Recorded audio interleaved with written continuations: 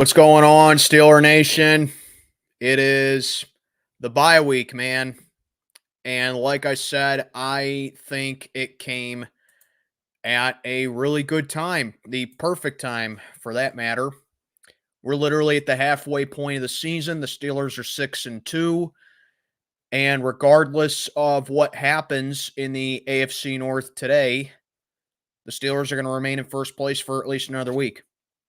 So, I'm not going to be on here for super long. I'm only going to be on here for about an hour or so because I want to come on here and give my thoughts on what the Steelers have done in the first half of the season and interact with you guys a little bit. So I'm going to say what I need to say first, and then I'll leave the stream for the rest of you. I'm not going to have anyone come on here today because that's going to take way too long. And like I said, I'm not going to be on here for super long. I'm just going to be on here just enough to have a nice stream. And yeah, I mean, this is the first live stream I've done in a long time, in like months, probably since like January, if I'm not mistaken. But yeah, I finally carved out some time to do it now. And let's get on to it. What's going on, everybody? And I'm back with another live stream for you. Pretty much my first one I've done in 2024. And the first one I've done with my backdrop that I've had. So yeah, the Steelers are 6-2 at the bye. And there's a lot to like about what we've done at the bye, or what we've done in the first half of the season, rather. And then there's some things that I feel like that the Steelers need to touch up on a little bit. And then there's some not so good things as well. So I'm going to start off with the offense first because I think that's the biggest thing that a lot of people were coming into this season with the Pittsburgh Steelers. And it's like, how's the offense going to look? Is the offense going to look any different because we got a new OC in the offseason, Arthur Smith? We cleared out our quarterback room, which was the biggest one of all. Kenny Pickett's across the state now in Philadelphia with the Eagles backing up Jalen Hurts.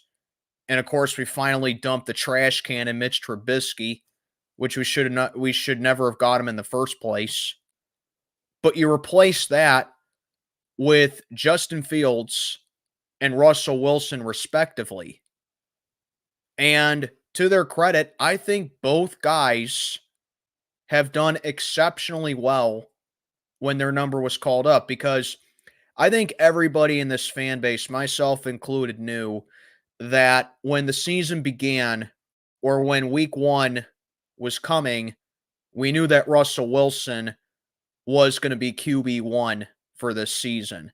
But then just before the Falcons game in week one, Russell Wilson goes down with a calf injury, and that took him out for the first third of the season as he was nursing that for, a little bit, and Justin Fields got called in. So I don't think I need to sit down here and reiterate what I thought about Justin Fields from the get-go.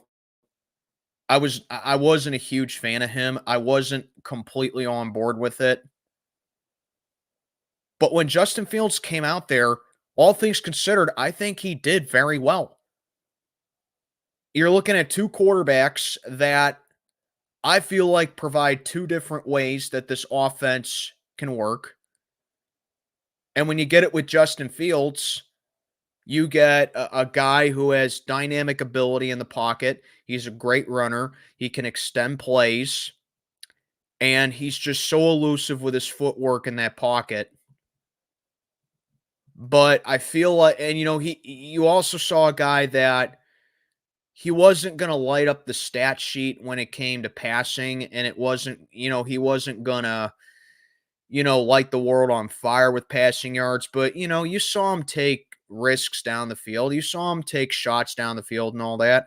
Kind of basically just playing the game manager role with that.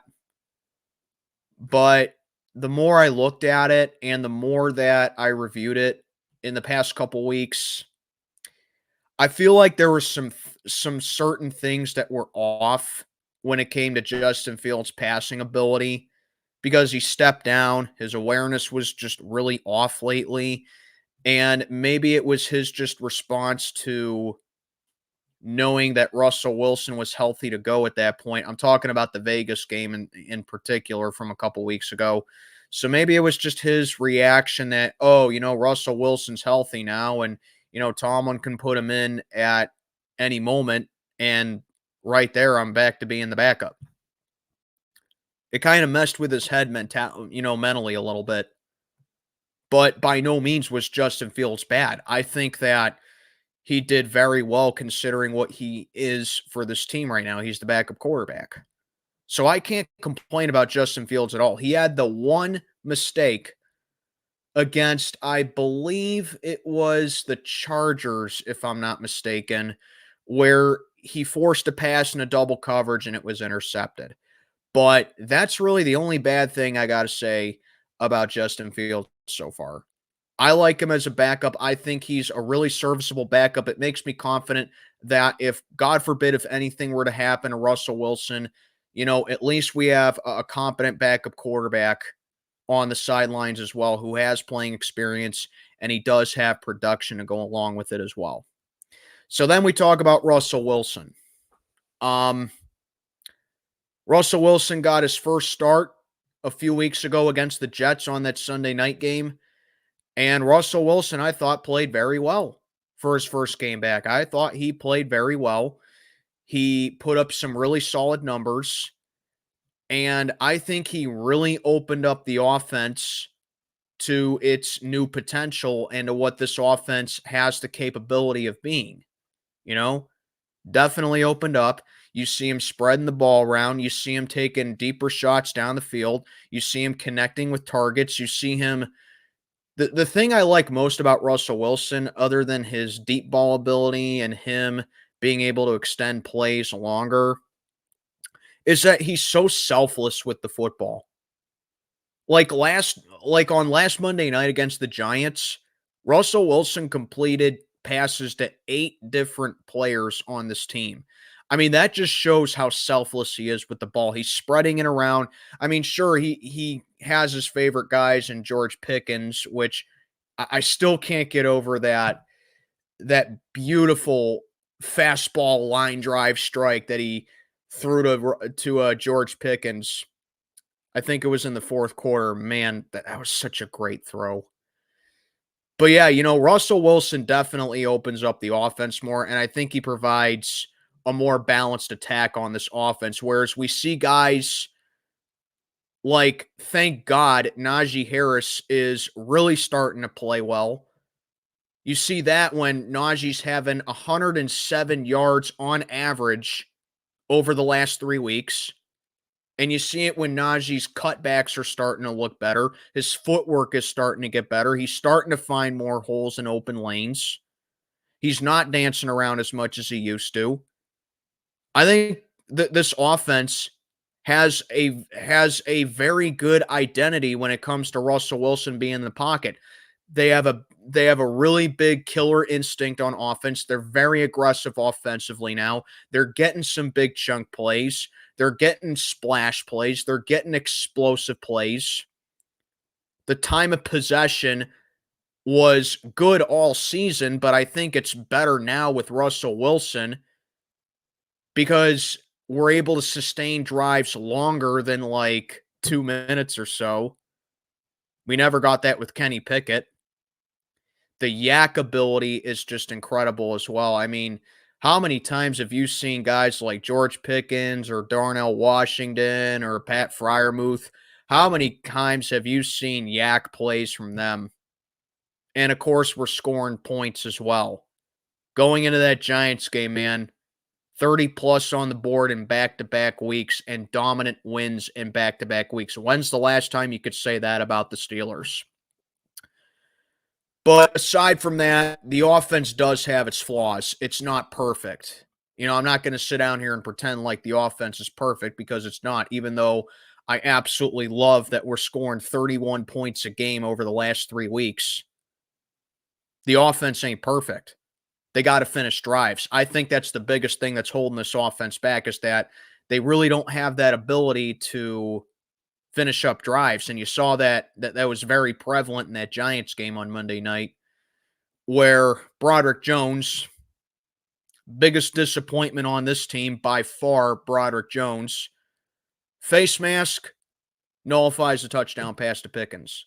Then Russ finds George Pickens in the end zone, and he connects with him, and Pickens makes a great catch, but Pickens can't get both feet down, and it's ruled an incomplete pass.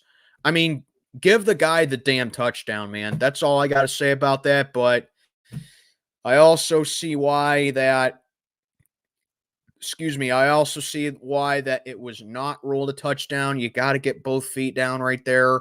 Tomlin foolishly challenged it when the play was already ruled dead and it was already ruled an incomplete pass. It's just a stupid challenge right there.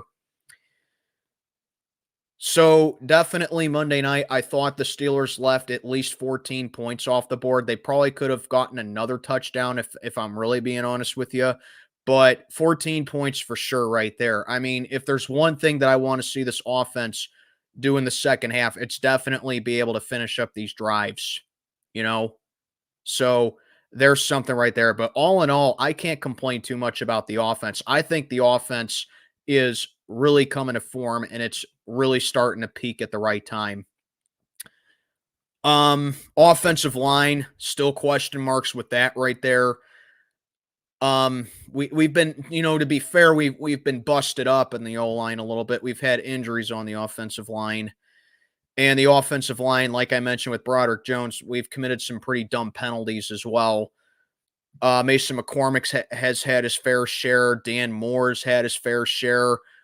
The guards are still a big problem with the penalties as well. And I think the biggest thing that we need to look out for this offensive line, and I think just about any other Steeler fan can agree with me when I say this, is Zach Frazier's injury going to be long-term? Because if he's out long-term, I really think that this offensive line is going to continue to struggle. But thankfully, Zach Frazier gets a week to rest. He gets a week to recover. And hopefully he can be back for next week in Week 10 against Washington. But I do think the O-line, all things considered, has looked better than it has in recent years.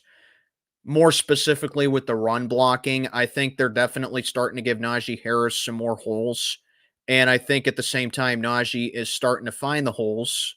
So that's just something that I need to see better with the offensive line. As far as weapons and receivers go, I got to say that it's a little bit of a mixed bag for me personally, because George Pickens is really starting to play up to par. He's had some really good weeks over the past couple weeks. Scotty Miller as well. The only thing that I have against him is that you got to make that catch against the Giants. That's something that I neglected to say in my post game. But Russell Wilson dropped a dime in Scotty Miller's hands on Monday night. Scotty Miller couldn't hold on to it. You got to make that catch, man. Plain and simple. Van Jefferson, kind of like a non-factor pretty much, but we've heard his name be brought up a couple of times over the past couple weeks, and that's because Russell Wilson, believe it or not, is finding him. Now, that to me says enough right there as far as the offense goes. If Russ can find a guy like Van Jefferson, of all people. Calvin Austin III, I mean, that guy, he's such a game changer when he really is on his A game with this receiving core. His speed is a constant threat. And we've seen it over the weeks where he had that long touchdown against the Chargers. He had that punt return touchdown against the Giants last week. I mean, CA3, when he's really on his A game, he's definitely a game changer and he's a huge threat. But I think, of course, the number one guy that all of Steeler Nation, myself included, that we want to see is Roman Wilson. And he's currently on IR right now. Don't know how long it's going to be for him, but I'm anxious to see Roman Wilson. And I know basically what he's going to be used for. He's he's going to be in the slot. That's the type of guy that Tomlin likes. I mean, he's come out and said it personally. I mean, Tomlin was basically just infatuated with Roman Wilson when he saw him in Michigan, and he had no hesitation with the Steelers drafting him when we did. So I think if Roman Wilson is healthy to go and he is eligible to come off of IR, you would definitely need to get him involved a little bit more. But yeah, other than that, I can't complain too much about this offense, other than the fact that the offensive line continues to hold things back a little bit, and they need to clean up on the penalties as well. Then you take a look at the defense. Defense is more or less the same. I mean, I think we all could have expected the defense to be a top unit this year. Starting with just the basic 3-4. Larry Ogunjobi, he's still a really good contributor as far as the D-line goes. Keanu Benton's still stuffing up the run pretty well. I would like to see Montravius Adams a little bit more, but again, he's on IR. Don't really know the status quo of that. Cam Hayward, I think he's playing well. I think that he's lived up to that extension that he got in the offseason. And then, of course, the linebacking core, I really think that's where the Steelers have shined a little bit, have shined the most right here as far as defense goes. Because like I mentioned a couple minutes ago, the offense is able to sustain drives more than 2 minutes, and that's given the defense more time to rest and to get prepared. TJ Watt, no explanation there. Defensive player on the planet. Do I really need to say anything else right there? He's a defensive player of the year candidate every single season. Highsmith on the other side, his presence being back is greatly felt for this defense. Continues to just wreck it up, continues to cause pressure, continues to really just make this pass rush among the best in the NFL. And when Highsmith isn't out there, we're still feeling good with a guy like Nick Herbig, who's still hurt. And now we're starting to even feel better with a guy like Jeremiah Moon. So there you go with the pass rush right there. Interior, little bit of hit and miss. I am a little let down by Patrick Queen a little bit, but I'm not fully ready to give up on him just yet. Because, I know the upside that he has. I know the talent that he has. I know the type of physical guy that he is. I think his awareness needs to improve more. But Patrick Queen is definitely capable of getting you, 10 to 15 tackles a game. He definitely is capable of doing that. I think he needs, just better awareness, like I said. Peyton Wilson, I'm really excited for him. I think that he is a valuable contributor when he gets things going as far as the run goes. Landon Roberts is still there. And, it's funny that people say that this run defense is one of the worst. I mean, yeah, they had a less than ideal game against the Giants on Monday night, in my opinion. But other than that, this run defense has really been productive this year. We've held some of the top running backs in the game this year to under 3 yards a carry. More specifically in the Charger game back in week 3, they were the league leader in rushing that going into that week. And we held J.K. Dobbins to under 4 yards a carry.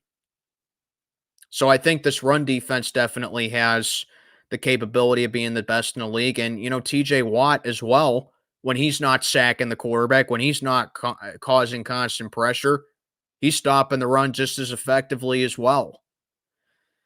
Secondary, though, I'm concerned about. The pass defense in general, I'm concerned about. Let's start, I guess, with the corners.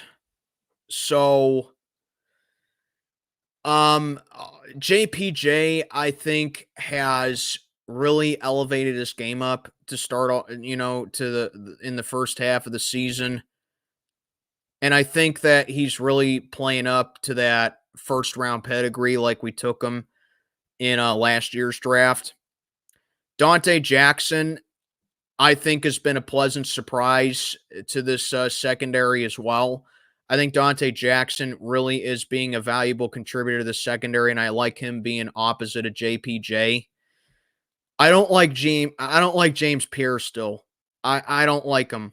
Never did. I don't think he plays corner real well. I think he needs to be relegated to special teams, in my opinion. The safeties, though, outside of Minkah Fitzpatrick, who's been kind of quiet to start off this season, I really don't know what to expect as far as the strong safeties go. But one guy that's been a really big surprise for me so far, definitely Beanie Bishop. I think Beanie Bishop has really come to terms and he's really come to life as far as being the strong safety goes. He's not a good coverage type of guy. I think he does get beaten coverage quite often, but when he's in there for like nickel blitzes and you put him in the box and he's there for safety blitzes and he's there for stopping the run, I think he's been real effective right there. He has come away with 3 interceptions in the past couple of weeks, including 2 off of Aaron Rodgers on a Sunday night a couple weeks ago against the Jets. And then, of course, he got the game-sealing pick on Daniel Jones last Monday night. But, like I said, I don't think it should have come down to that being game-sealing because the offense left 14 points off the board, in my opinion. But it's going to be very interesting what the Steelers do as far as the strong safety spot goes. I think Minkah has free safety locked down pretty heavily. I mean, that's a no-brainer right there. But strong safety is where I'm concerned about this pass defense. And then, of course, looking at the corners as well, I mean, like I mentioned before with James Pierre, I'm not a big fan of him as far as putting him in a corner goes. I think he needs to be relegated to special teams. If Dante Jackson goes down, or if, God forbid, JPJ were to go down, I mean, what are we going to do, right? What are we going to do? I would like to see Corey Trice and see more of him, but it's just more of the same. Just a lot of question marks as far as injuries go and as far as depth pieces go. But other than that, I think the Steelers have been relatively healthy as far as this season has went so far. Because the injuries that we do have and the injuries that we have sustained so far, they haven't been long-term. They haven't kept players out a relatively long time. I guess if you want to throw Russell Wilson up there with his calf problem, go ahead. But at least we had a good substitute for it. Okay. But other than that, I think we've been relatively healthy. And like, if you remember towards the final phases of last season, we got injured at the worst time possible. And while getting injured may be demoralizing in a lot of fans' eyes, and I definitely see that right there, at least right now, where you're on your bye week and you're 6-2 and you can't lose any ground today no matter what happens in the AFC North, at least they're injured now instead of down the final phases of the season where games start to matter more, where your margin of error is very thin, and where one bad slip up and one misuse of your depth can cost you the season. And I think that was a big thing that the Steelers addressed in the offseason, knowing that that was the case with Cole Holcomb, because Cole Holcomb is still out. He hasn't been called all season. And you address it with drafting a guy like Peyton Wilson, and you get that with getting Patrick Queen in free agency. So that's as far as the defense goes right there. All in all, I think this is a really good defensive unit. I definitely think it's capable of being top 10, top 5 in the league. It's definitely a top 10 defensive unit, in my opinion. But imagine if we just fix those small things up. Imagine if we fix those things up on defense where the pass defense gets better, the secondary starts playing up to par, and the run defense continues to limit the running backs and not give up all these chunk plays. And we get a little bit healthier on defense as well. Imagine how good this defense can be. Let that sink in. So yeah, overall, that's the first half of the season for the Pittsburgh Steelers. We're 6-2 at the bye. And looking at the second half, we all know the gauntlet that's coming up in the second half. We still haven't played a divisional game yet. Yeah, halfway through the season, we still have not played a divisional game, but that's going to change very, very soon. So looking at the schedule for the second half, next week, we are at the Washington Commanders, who I say it in just about every one of my pick'em videos. Washington's playing extremely well. They're 6-2 as well. And last I checked, they're leading the New York Giant. Well, why am I guessing? I have the scoreboard pulled up right here. And as I'm talking right now, the Washington's beating up on the Giants 21-7. So basically, you can pencil the Washington in at 7-2 going into that one. That is going to be our hardest game of the season so far. And then after that, it's put up or shut up time, Steeler fans, because after that, we have four straight divisional games. 4. You want to talk about us not playing a divisional game 10 weeks into the season. 4 straight divisional games after the Washington game. Week 11, Sunday afternoon against the Baltimore Ravens at home. Followed by a short week, Thursday, week 12. We're at the Cleveland Browns, which I do not like Thursday night games. I can't stress that enough. I was never a fan of Thursday games unless it's on Thanksgiving or it's the first game of the season. Other than that, I don't like Thursday games. But at least with that Cleveland game, Pittsburgh to Cleveland's not a far drive. Pittsburgh to Cleveland's only a 2-hour drive. So at least we're not going incredibly far for that game. That's a Thursday night game in Cleveland. Cleveland's been off to a terrible start this season, but they're getting some newfound confidence with Jameis Winston at quarterback. You can't sleep on that game.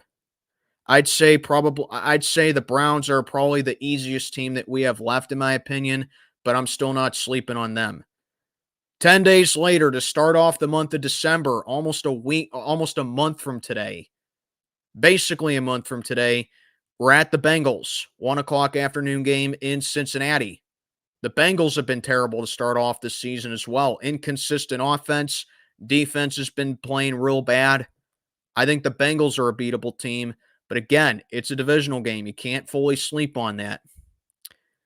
Week 14, we return home to round out that 4-game stretch, hosting the Cleveland Browns. Sunday afternoon game in Pittsburgh. And again, I think if the Steelers can somehow beat Washington next week, improve to 7-2, and we go at least 2-2 in those 4 straight divisional games, we're looking at 9-4 right there after week 14. I think we're in good position to clinch the division. That's my target right there.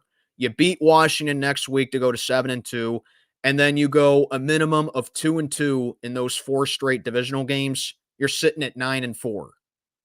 You're in good position to clinch the division, in my opinion, right there. Then week 15. This is where the fun begins. Week 15.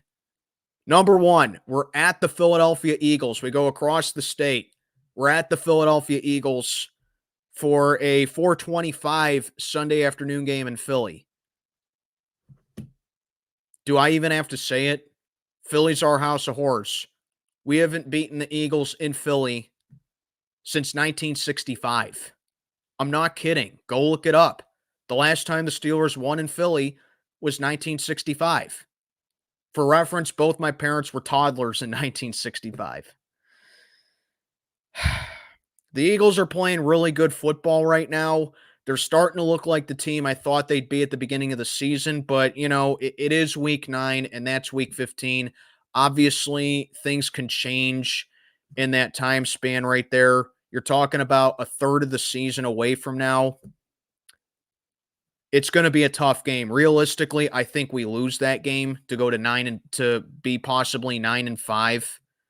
But, like I said, it's anything can happen in 6 weeks. But that's not the toughest part of this stretch coming up. Because 6 days later, we got a Saturday game at the Baltimore Ravens in Baltimore for a 4:30 game on Saturday. Basically Saturday night. Hope you guys got the extra hour of sleep and you took advantage of that because everyone set their clocks back last night. So basically, as far as I'm concerned, that game in Baltimore is a Saturday night game. It's going to be dark around 5 o'clock, which is just disgusting. I get seasonal depression around this time of year. I love fall, but I hate it getting dark at 5 o'clock every single night. But basically, I'm labeling that Saturday game as a Saturday night game. That's going to be a tough game. And then 4 days later, on Christmas Day, a Wednesday, we're at home against the Kansas City Chiefs. By the way, that Ravens game is our last road game of the season. But on Christmas Day, we are at home against the Kansas City Chiefs, 1 o'clock in Pittsburgh. You want to talk about brutal? We play 3 games in 10 days. 3 games in 10 days, and they're all against quality opponents. That's brutal. It really is. So, the way I see it, we need to be 9-4, at least 9-4 going into week 15. And then if somehow, some way, we can take 2 out of 3 in those 3 games in 10 days and be 11-5 after week 17, I think we can win the division. 10-6, up in the air. I don't think we can afford any kind of slip up right there. But anything below 9-7 after week 17, I don't see us going far as clinching the division goes and as far as making a playoff run goes. And then to wrap up the season, week 18, we're at home against the Bengals. It still says to be determined. If I had to make a guess, it's probably going to be a Sunday. We deserve a Sunday afternoon game after that shit right there. But it still says to be determined. We deserve that to be a 1 o'clock game on Sunday after that crap that we had to go through. But yeah, that's our second half schedule. It's a tough road ahead. Washington next week, 4 straight divisional games, 3 games in 10 days, and then wrapping it up with a divisional game at home. So, Steeler fans, that's your first half of the season. That's your outlook on the second half. All I have to say about that, put up or shut up. You won the games that you needed to. You won 75% of your schedule so far, which is amazing. Make it count now. It's officially crunch time for the Pittsburgh Steelers. Anyway, that's what I have to say. I'm 34 minutes in, and I'm going to leave the rest of this for the chat, as I'm going to answer your guys' questions right now. Like I said, like I said at the beginning, I'm not going to be on here for super long. I'm only going to be on here for about an hour or so. So I'll leave the last half hour or so for the chat. So let's talk about it right now. I want to get the scoreboard pulled up. There we go. Just taking a look at the scores too real quickly. How am I doing in Pick'em this week? The Texans lost on Thursday night. How the hell does that happen? You lose to the Jets. There we go. Steelers saying Jedi. What's going on? Says, do you think Washington's going to... Oh, definitely. Without a doubt. Like I said, I think next week against Washington, that's going to be our toughest game so far. Washington's a phenomenal team. I mean, Is Washington beatable? I think they are, because their defense has been real spotty so far, and you can't fully trust them defensively, in my opinion. They do give up a lot of big plays. Like, you take a look at that Monday night game that they had against the Bengals earlier in the season. Washington won a shootout over them.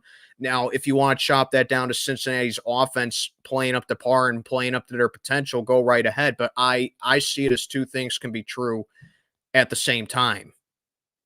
Washington's defense is very suspect, and I like that our offense is clicking at the right time. Like I said, 31 points, almost 32 points a game over the last 3 weeks. I think we got to take advantage of that. We got to keep on rolling.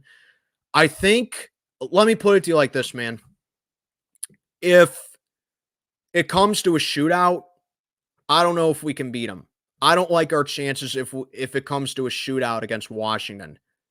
I feel like the magic number against Washington is that if we're able to hold them under 20 points, I like our chances right there. I like us winning a low scoring game against Washington, but in a shootout, I'm not too confident right there. But you never know, it can be the case. That's definitely going to be a test for both the offense and the defense right there. So we'll see. But right now, I definitely think that's our toughest game so far. Godfather says, I'm surprised the Texans lost to the Jets. Yeah, go figure that one out. Part of me could have seen Houston playing down a little bit because they have struggled a little bit over the past couple weeks, but I didn't think the Jets would beat them. Houston has some stuff to figure out. What's going on, Pizzle? What's going on, Kelly? Thanks for tuning in. I know I like running my big fat mouth a little bit, but you got a half hour to interact now, basically. I finally have some time to carve out a stream. I will be honest. I believe I won't win. I believe we won't win 5 games after the bye. 3 games in 10 days. Injuries will destroy us. I see it coming. Well, I mean, I'm not saying it's easy, Charles. I'm not also going to sit down here and say that we have no chance whatsoever. But like I said, Washington, they're the toughest team that we play so far. I think they're beatable too. Cleveland, we always beat them, but I'm not sleeping on them. Cincinnati, same deal pretty much. Not sleeping on them. And for as good as the Ravens are, they're beatable. I'm not afraid of Baltimore. I'm not. I mean, Lamar Jackson's playing like an MVP again, and Derrick Henry still is the rock of that offense as well. But Lamar always struggles against our defense. And Derrick Henry, every time we've played Derrick Henry's team, Derrick Henry's been a non-factor against us. And Baltimore's defense has just been getting sliced and diced this season, and our offense is red hot lately. I think Baltimore is definitely beatable. I am not afraid of the Ravens, man. Let me put it to you like this. The team in the AFC right now that scares me the most is Buffalo. I'm being totally truthful with you.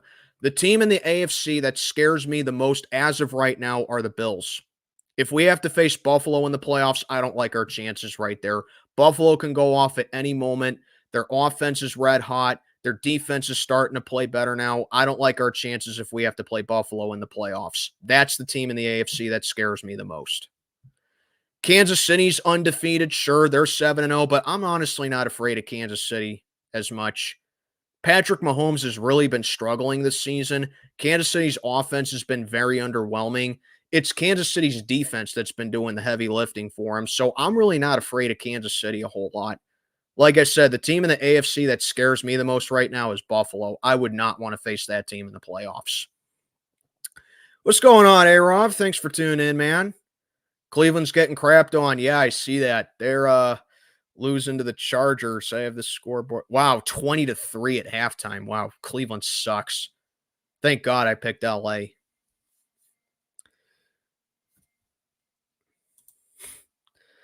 I will happily trade any Christmas gifts I get for the Steelers to beat the Chiefs. Yeah, that sounds about right. That sounds about right. I don't blame you right there. Of course, when you get old like me, you don't get fun Christmas gifts anymore. So what's the point?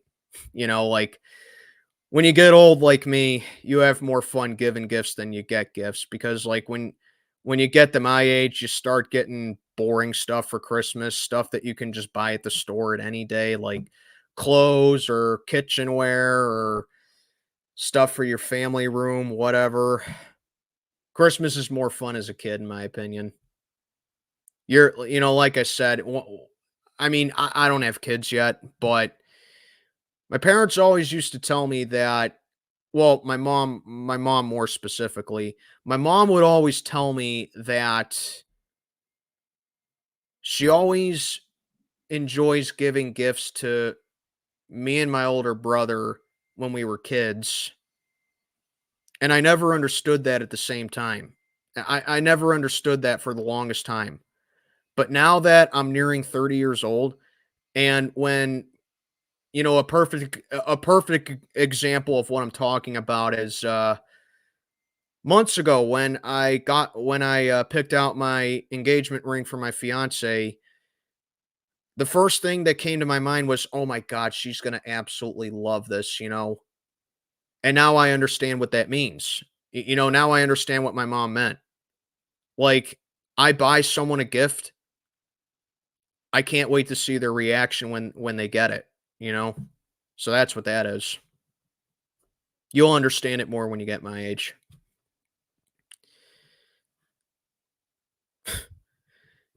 Yeah, I guess, A-Rob, but, LA does have a good defense at the same time, but yeah, Cleveland, they just can't have nice things. Not that I'm complaining about it though. So there you go right there. Um wow, Baltimore up 24-10. So much for Denver's good defense. Ravens are just crapping on Denver right now. Low scoring game in Buffalo 12-10. Wow, it's only 12-10. But the Bills have it at the Dolphins 1 yard line, looking to go up 19-10. Saints up 13-10 at halftime on Carolina. That's a trash game right there. Bengals up 17-10 on Vegas, third quarter in Cincinnati. Washington beating up on the Giants, like I said, 21-7. Atlanta big 21-10 over Dallas, third quarter in Atlanta. And then the absolute trash toilet bowl crapshoot of the week. Tennessee's up 7-3 on New England in the third quarter. Oh man. I mean, are Patriots and Titans fans even remotely concerned about that game? I don't think so. Yes, I agree right there. Steelers defense needs to work on tackling. I agree 100% right there. That's another thing I should have mentioned when I was giving my thoughts right there. How many tackles did Singletary shed off against us? How many tackles did the Giants backup second string running back shed against us? How many players in general have shedded tackles against the Steelers this season? This defense needs to finish up on tackling. So many missed tackles, so many unfinished plays. You got to finish tackles. Like how the offense needs to finish up drives, the defense needs to finish tackles.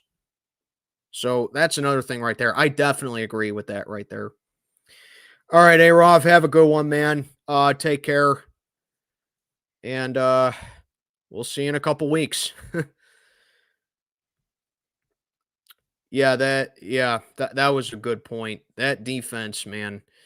Our defense needs to finish up tackles for sure. That's another concerning factor right there.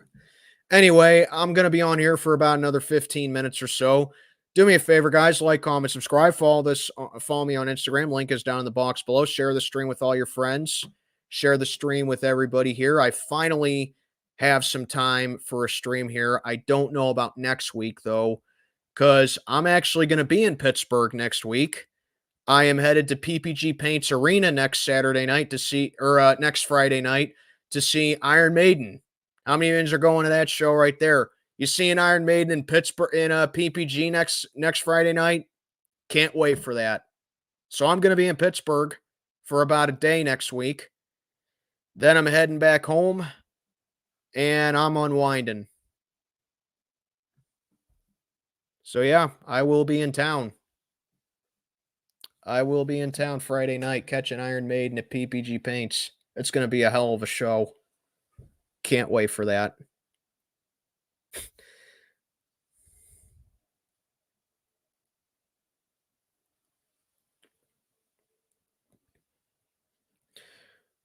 I'm just seeing how I'm doing in Pick'em so far.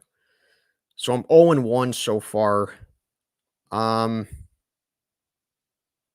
if this wow, Buffalo wasted a goal line opportunities, but if it holds up, 1-1. Looks like Baltimore's got that one, 2-1, unless they have another meltdown. 3-1. Looks like the Chargers have that. Cleveland ain't coming back. 3-1. New Orleans is up 3, but if they hold on, 4-1. Bengals up 7. They have it at the goal line at the Vegas 2. They have to score a damn touchdown right there. 5-1. Looks like Washington's got this one, 6-1. Atlanta, 7-1. Wow, I'm having a really good week so far. If all this holds up, I'm looking at 8-1. Wow. Yeah, if all this holds up, I'm looking at an 8-1. I'm looking at 8-1 so far. So I just continue. I'm continuing to have a strong. I'm continuing to have a strong week. How about that?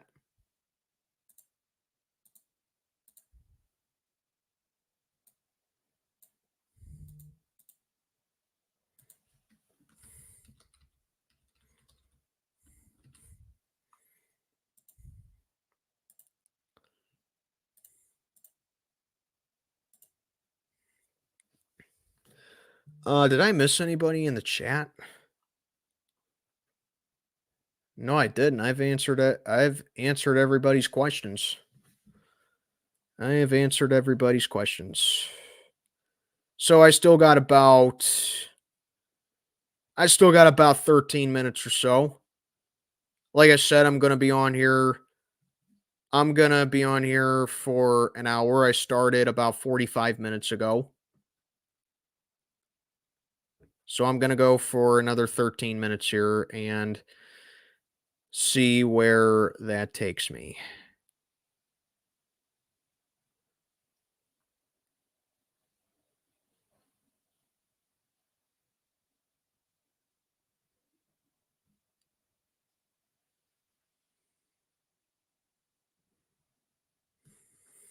I really don't know what else to talk about. I mean,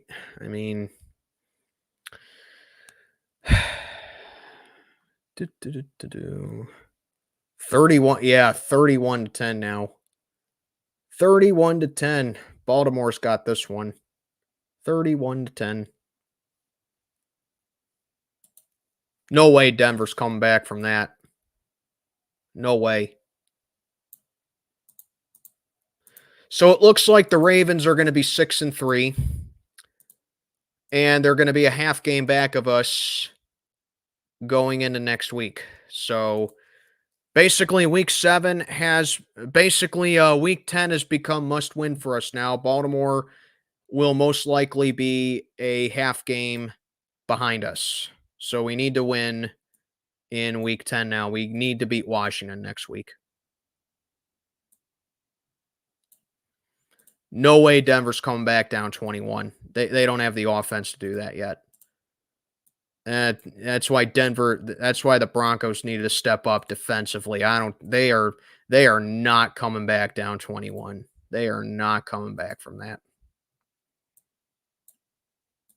That game's over.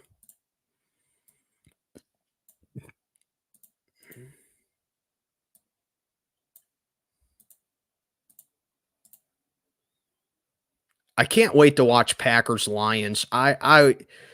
That game, I need to watch that game. I can't wait to watch that one in a little bit. Then I got to get something to eat. I'm starving. I haven't eaten all day. I basically haven't eaten all day. I'm hungry.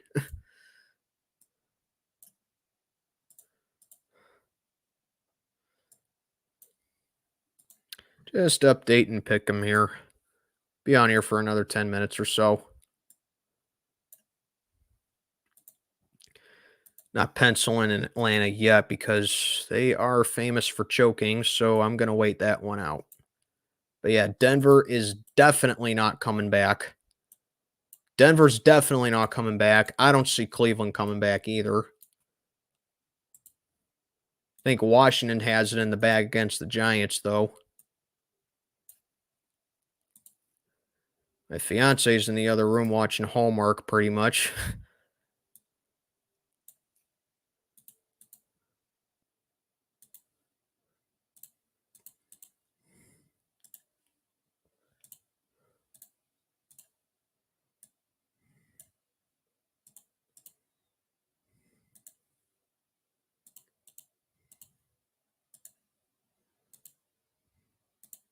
There we go. That should do it. Okay, so 51 minutes in. Just needed to update the scoreboard right there. 51 minutes in. I'm going to be on here for another 10 minutes or so. If the Steelers are to make a trade deadline move, what do I think happens? I think we need to go with a receiver.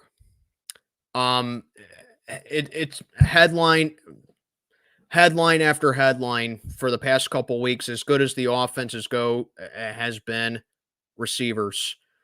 Steelers have been in talks with getting Cooper Kupp lately. Personally, I don't agree with it. Cooper Kupp is injury prone. I think he's starting to decline a little bit. I agree with us not going after Cooper Kupp. And then I also know today, if I can just pull it up real quickly, because I need to see what I need to see what it was exactly. But I also know here it is. So I also know today that the Steelers at least tried to trade for Christian Kirk and Mike Williams, I believe, but they pulled out at the last second right there because, I know that I know the Steelers tried to make a move at least on Christian Kirk, but they pulled out of it. We pulled out of it at the last second because he was placed on injured reserve. So definitely, if we're going to make an in-season move, we got to come up with another receiver. That's me, though.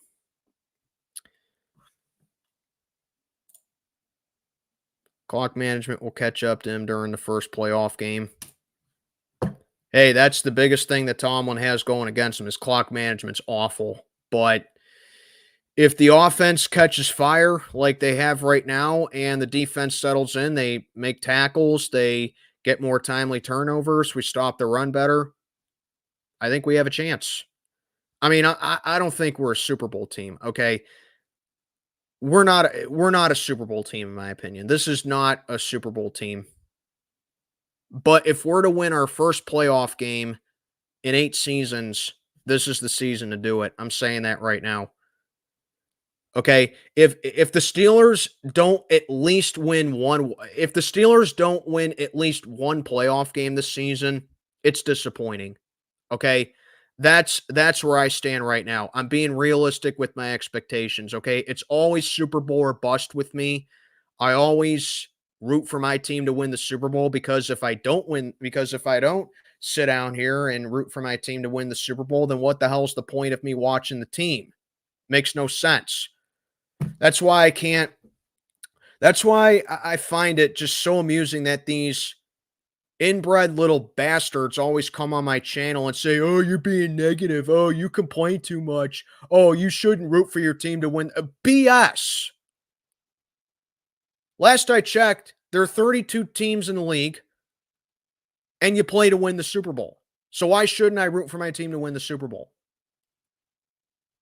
Unless you're a Gen Alpha Steeler fan who never saw the Steelers win a Super Bowl, or you're a late Gen Z Steeler fan that never saw the Steelers win a Super Bowl, your expectations are all the way down to the ground, where if you're a Steeler fan who, in my opinion, is at least 27 years older, or who's at least 27 years old like I am, I'm nearing 30 years old, and you've seen the Steelers win championships in your lifetime, you're going to have high standards.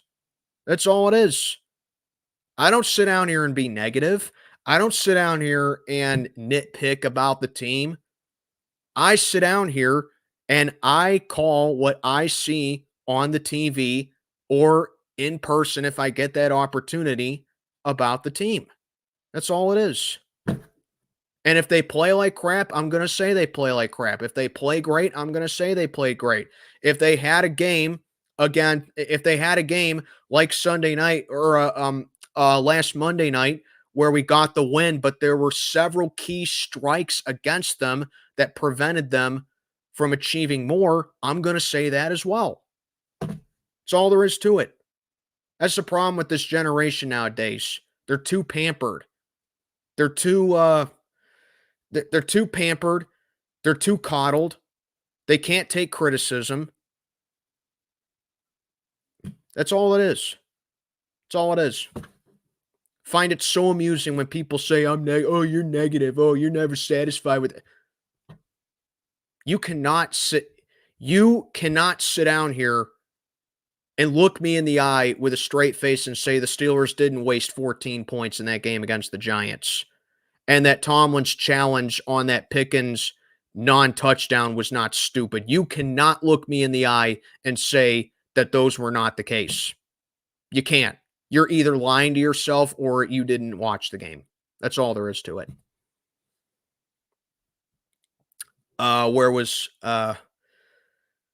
know I got a little bit off track right there. Would I want Mike Williams or Adam Thielen? Right now, I would take Mike Williams. Adam Thielen's been quiet lately. I would take Mike Williams right now. But yeah, I know that earlier today we tried to make a move on Christian Kirk, but we pulled out of it because he was on IR. So I agree with it right there.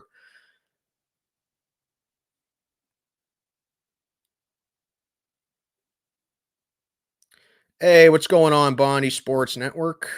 Yeah, you guys are getting manhandled by the Ravens. I mean, I didn't think that I didn't think the offense would come to life, but man, your defense just getting killed. Wow.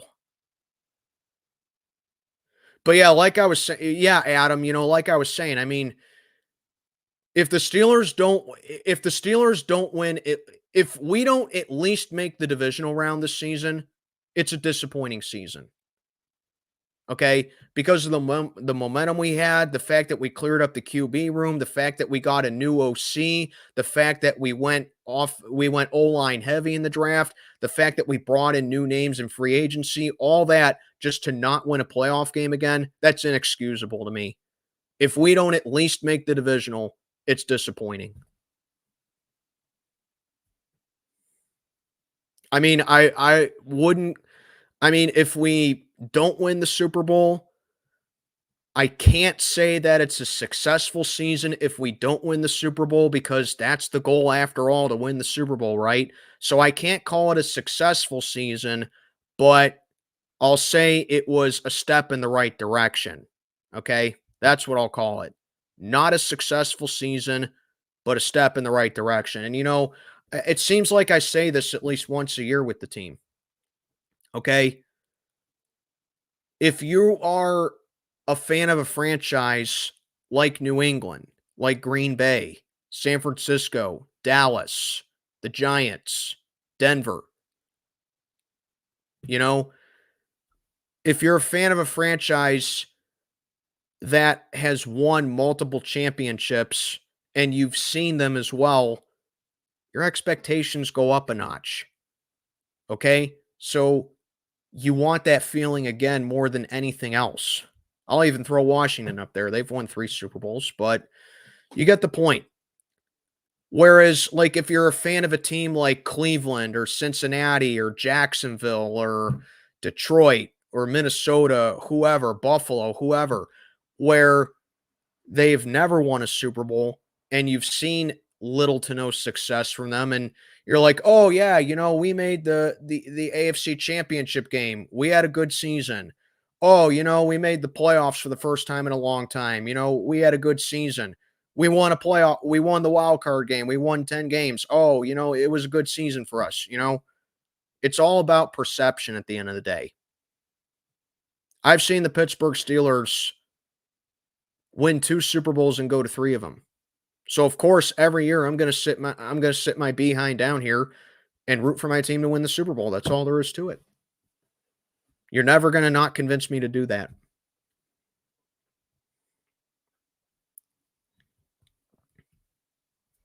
What's up, John? Thanks for tuning in. Yeah, it's going to be a great game next week. I said at the beginning, you guys are the toughest team that we play in the second half. My humble opinion, Washington's the toughest team that we play in the second half of the season. Not Kansas City, not Baltimore, not even Philly. It's you guys. Your offense scares the heck out of me. I'll say that right now. But I also said that the one team in the AFC that I do not want to face right now is Buffalo. That's the team in the AFC that scares me the most are the Bills. I'm not afraid of Baltimore. I think they're very beatable. We always beat Cleveland. We always beat Cincinnati. I'm not sleeping on them, but we just always beat them. That's all. That's how it is. The only reason that I'm scared of Philly is because we never play well in Philly and we haven't won there in almost 60 years. That's the only reason that I'm afraid of Philly. Okay? Other than that, the Eagles don't scare me. If we played them in Pittsburgh, I'd feel way more confident about that game. But the fact that it's in Philly, a place where the Steelers haven't won in almost 60 years, that's the only reason that I'm scared of that game. Kansas City, yes, that in my opinion, that's the second toughest game on the schedule in the second half. Because even though the Chiefs are undefeated, they have been very underwhelming offensively, and it's just been the defense that's been doing the heavy lifting for them. But of course, this is Patrick Mahomes we're talking about. So of course, you could always have a week where he throws like 6 touchdown passes and 450 yards, and he goes on a tear ever since then. And Kansas City goes back to the Super Bowl again. But, as of right now, I'm not scared of Kansas City all that much. The team on our schedule in the second half that scares me the most is the team that we play next week, and that's Washington. The AFC team that scares me the most, Buffalo. But, that'll about do it for the stream right here. 63 minutes in. I'm going to go and get something to eat now because I am just starving. But, I wanted to come on here and do a stream for the first time in a long time. This is my bye week stream, guys. I don't know the next time I'm going to be able to do a live stream, but we'll see. But thank you all for tuning in, and I'm going to get on out of here. This is Mac checking on out for the day. Have a good one, everybody.